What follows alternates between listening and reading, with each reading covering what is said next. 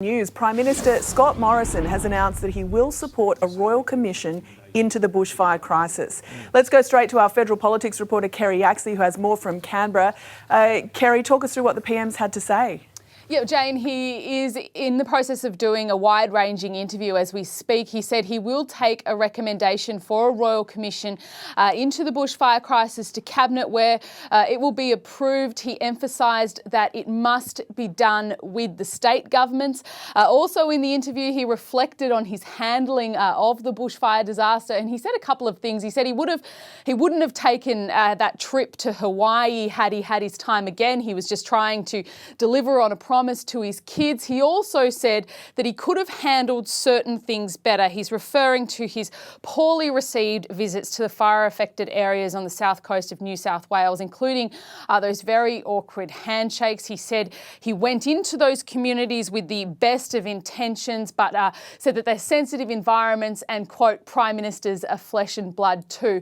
He wouldn't say that the federal government could have been better prepared for the crisis. He said that there are now new community expectations surrounding the role that the federal government needs to take in natural disasters.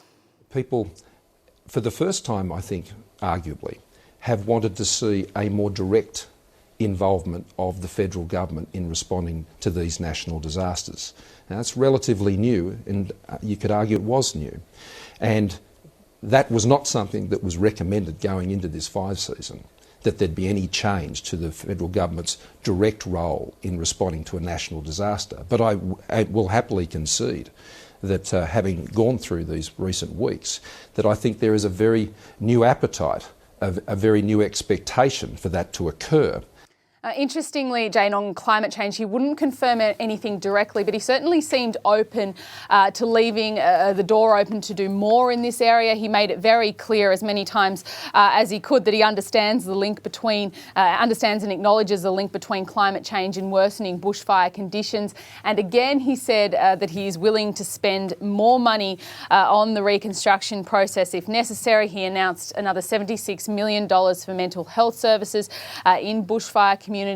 He said that there will be no reconstruction levy put on taxpayers, but he warned, Jane, that the disaster will have a significant impact on the economy this quarter. Yeah, no doubt about that. Kerry Yaxley there, thank you.